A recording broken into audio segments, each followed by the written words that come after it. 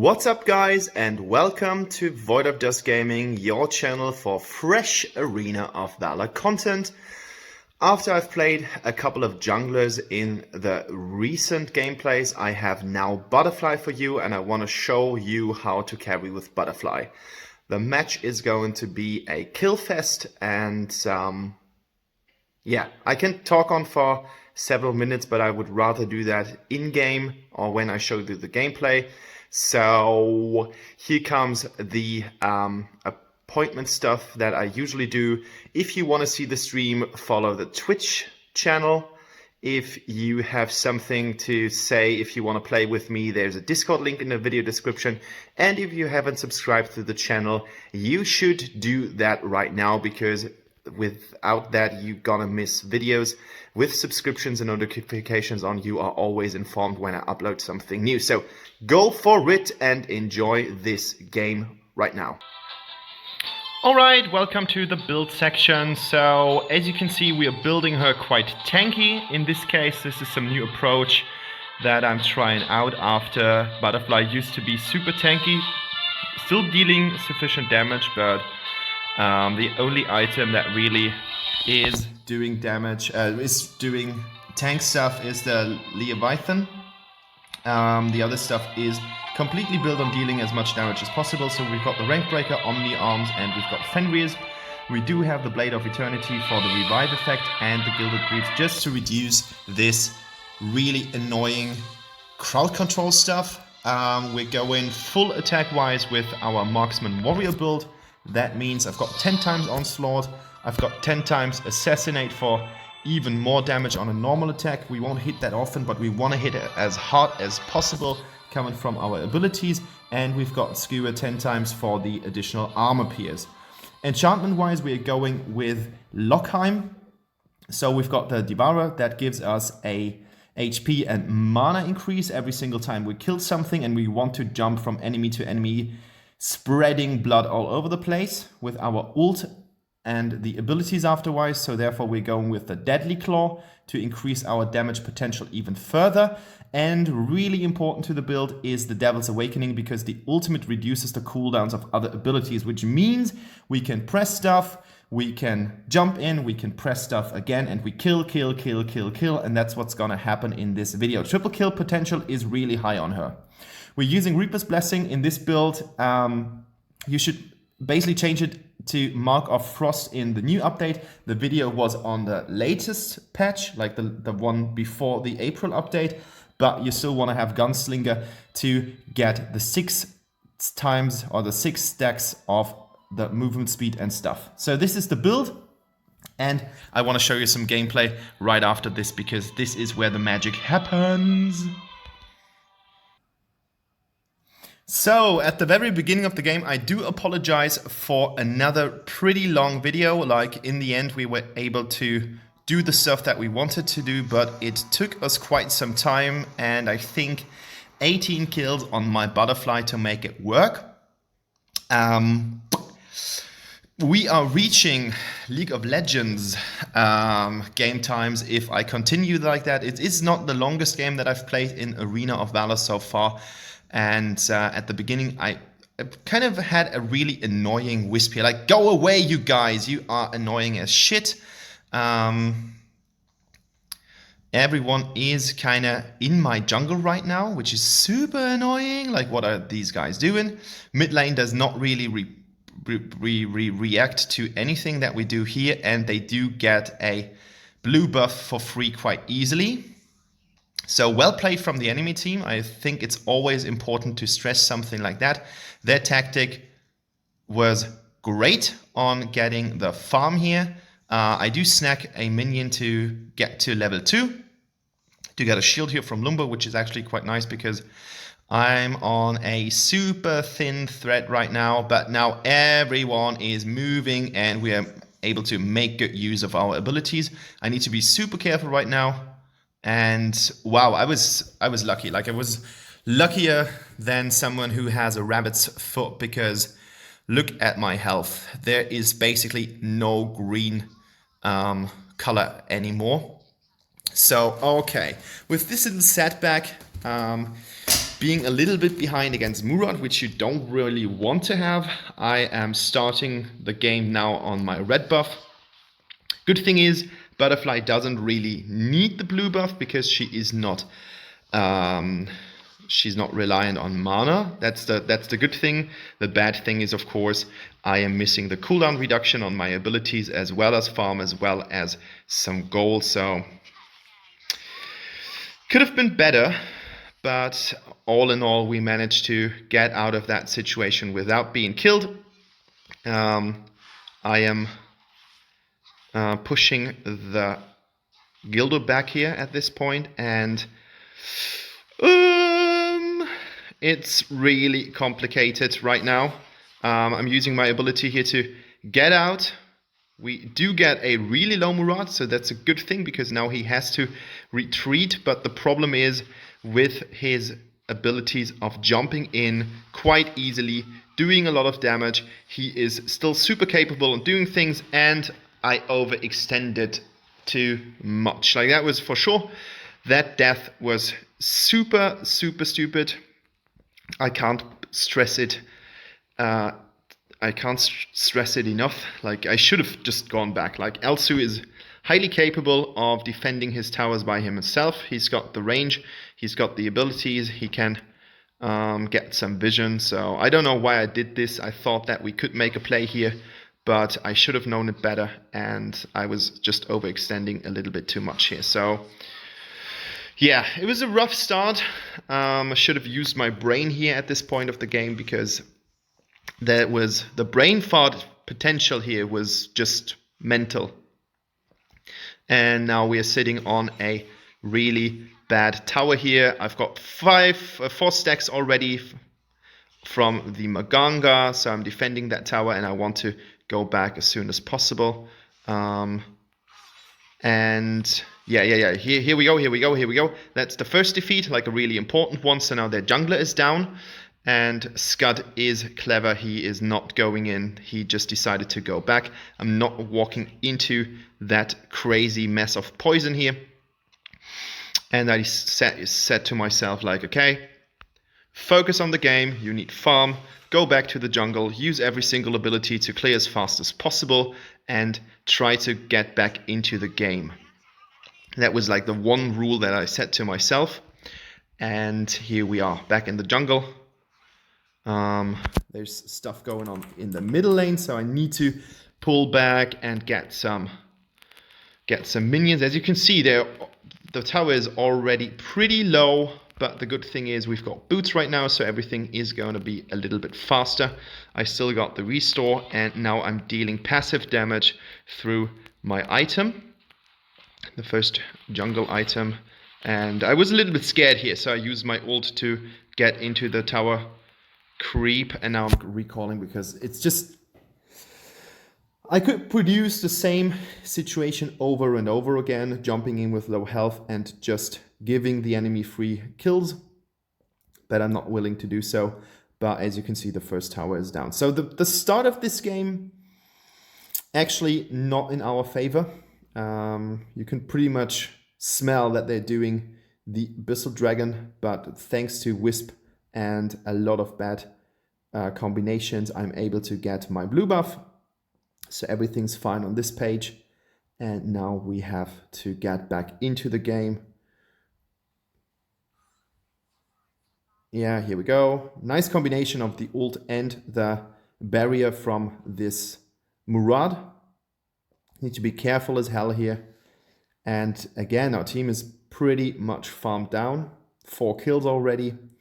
So as you can see, it's a tough nut to crack. Like, they are pushing so hard, trying to squeeze everything in.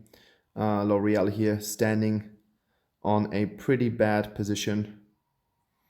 And our AD carry is still farming on bottom lane against Gildo, but he's not really making any good uses of his range.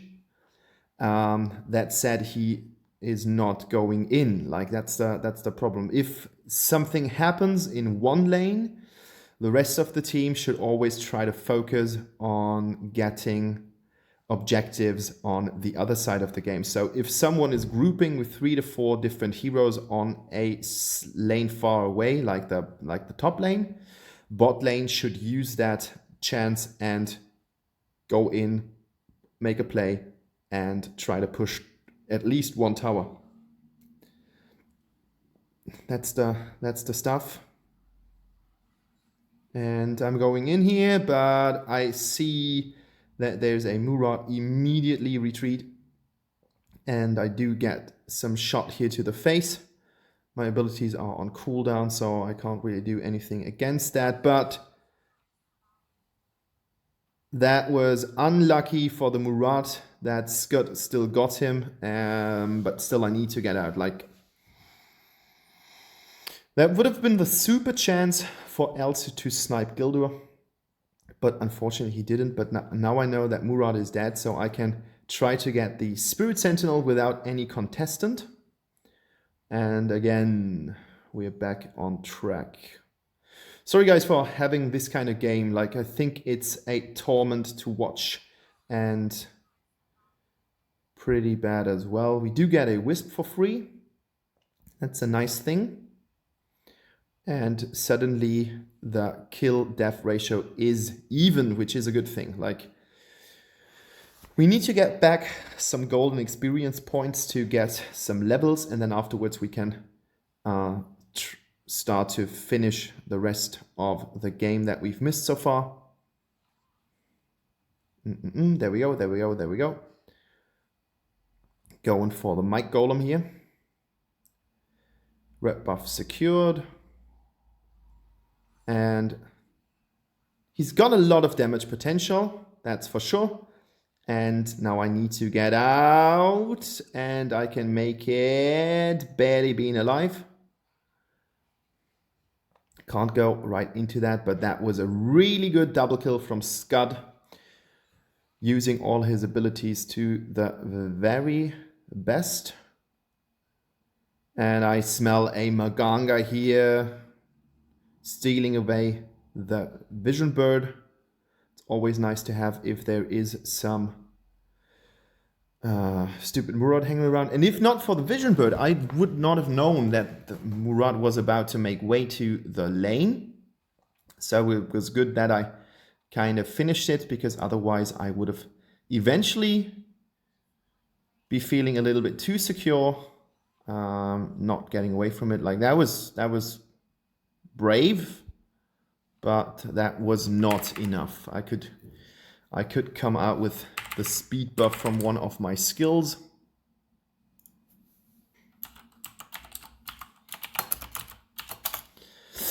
And again, it's jungle rotation, back to normal.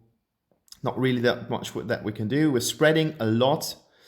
I'm not really calling things. I'm just running around like a beheaded chicken, and you can see the result by another missed Abyssal Dragon. Like, we're really trying to get back into the game, and as you can see, it doesn't really work that well. So we need some kind of window where we can actually kill at least 2 people without being killed. But as the game continues, now L'Oreal is dead, we're still struggling a lot here. So now there's a team fight, and I continue to do what I have started. I don't know why she does that. Like, that was overextended a little bit too much. And now Murat doesn't have the capability of being able to kill me. I would say nice evade here. I've managed to get out without any harm, and now I can push into the minions on this lane. And finally the first good action. 4-1 right now. As you can see, we have some casualties in the team. And we've played 11 minutes already, so if that would have been a usual game, most of the game is already over.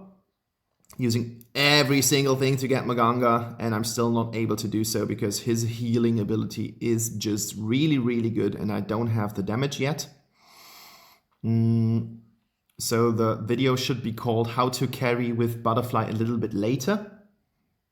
But that was just too long for the video title, so I could not use that. So here we go, and now we are going in again. As I said, triple kill potential is really high on her. And as you can see, there's another triple kill. Thank you for grouping. If they would have eventually stood a little bit further ahead, I would not have been able to do so. And now we lost another tower. So the call is clear. We need to get those bad guys in the mid lane. Especially Wisp is annoying as hell. And as you can see, she's so greedy that she wants this tower to fall, but she can't do anything against my swiftness. But yes, as I usually say, a tower is worth more than your life. So if you're able to get to the tower, you should always focus on the tower and try to get that, especially if you're not behind like 7,000 kills. That would be pretty bad if that would have happened. You might just surrender and save yourself some time. In my build, you can see that I have chosen the Blade of the Eternity over the Muro Master. So I'm going to change that later in the game. But for now, I'm going with that. Maybe I'm going to change it sooner. I'm not entirely sure about this, but I should have gone for the Vision Bird first, as I did before. Felt a little bit too safe here, and as you can see, they're already closing in on L'Oreal, so there was an urge to clear it as soon as possible or as quickly as possible. And now we're going into Maganga, and different than before, we do now have the damage to get Maganga in an instance. So that was an important thing to do, and Ignis is just lost. Like, nice cancellation of the ult here from our Lumbur. And I do get some nice gold from being super fast, getting into the minions here with my blades, because we don't want the last tower to fall. Like, that would be super bad. Murad should have no problem on getting away, but he did. Like, maybe his abilities were on cooldown, maybe they were not, but the problem was there. The solution was a kill. And there we go. Now we've got the upper hand. 10 kills in. I'm looking for some nice buffs here. No minions attached. Using my stuff here to go out, and a shutdown. Like, yeah, that was questionable. Scott was already there, so he could easily kill me. Now I'm going with Fenrir's just to increase my damage even further. Nice combination of the two skills, snipe as well as the Lumbur. But as you can see, now we're finally starting to make some objectives. And what I noticed was that Elsu was mainly relying on his snipe. So if newer Elsu players are watching, Elsu has slower attacks than the normal ADC if he's not building attack speed. But on the other hand, or on in contrast, Elsu's auto attacks are really strong. Like, he's got a really good scaling on the auto attacks. So you should not only rely on that, rather mix the abilities and try to squeeze some auto attacks in every single time you are doing your snipe stuff. And that was super lucky. Like, that was so lucky, and that the tower is falling was super lucky as well. So I do get, I think it was a triple. Oh no, he defeated Maganga. So you can see that Murad was just pressing his stopwatch to come back immediately. And after I've got some form, like, it's really important to get into the enemy jungle and your jungle to clear the minion creeps, because that's what's gonna trigger his ultimate a lot.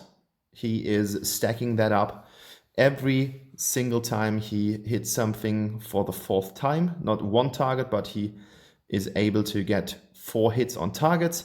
He is unlocking his ult. He's only able to use his ult after these 4 attacks. So your main goal should be getting the minions from the jungle so that he is not using these to fill up his stuff.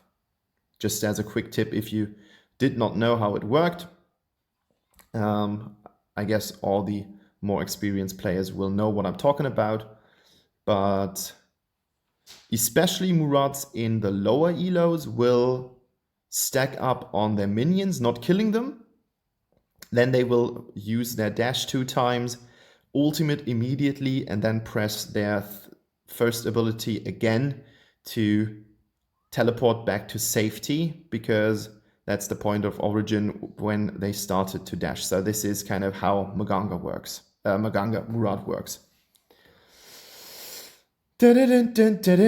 we're still running around. There we make an approach. Murad comes from the side lane. I'm going in to deal with the damage dealers. Like that's basically what I'm supposed to do as a assassin. You've got the kit, and now there is a Gilder pushing in, which is actually pretty bad because no one is there. We do need some time, but the good thing is that his clear speed isn't that great, so we can try to defend the top lane tower. And I'm doing Darkslayer on my own because I just wanted to take this opportunity after 4 enemies are down at the moment. And again, I'm using the minions to not stack up anymore. I've got already my 30 stacks, but now we've got the possibility to try to break down one of their towers, or the second one of their towers. That's gonna be a death. I don't know what my thoughts were behind that action. Like I should have moved out and tried to jump to the Wisp, but I let myself get caught by that stupid Gilder ult, which is not dealing that much damage, but it's a great tool for utility. And here you can see the stats for a short while. So yeah, we've got 28 kills. 15 of these were mine, so you can imagine how many kills the rest of my team has. And this is the point where I decided to go with another item. And I have chosen the Blade of Eternity just for the revive effect. So if I'm getting in, if I lose again, like the first, the second and the third kill, I still have a chance to come back with a little bit of life to get back into the game and start killing things again. So that's what I'm doing right now. So I do get killed, but the time I am revived, my stuff comes back again. And this gives us the opportunity to mow through them like corn and get back into position. I don't know why he does that, because that actually gave us the opportunity to do some serious damage to him. And now we ace the enemy team. I think Gilder would have been better off with getting back to base and trying to defend the incoming damage by using his abilities, because as you can see, the enemy already has every single tower, and I think they just threw the game by the last action. We won, and I think after a rough start like that, I think that's just brilliant. Took us quite a while. We grinded really, really hard, but you can see that if you manage to do something like, I think what I've 39.2% damage. Like I think if I would have been better at shout calling, like calling what we're supposed to do, the game could have been a little bit smoother and a little bit faster, because we were really unorganized. But that's sometimes happening if you play with new players. Yeah, guys, so that was the game. I hope you enjoyed it, and we see each other on the battlefield. Bye-bye.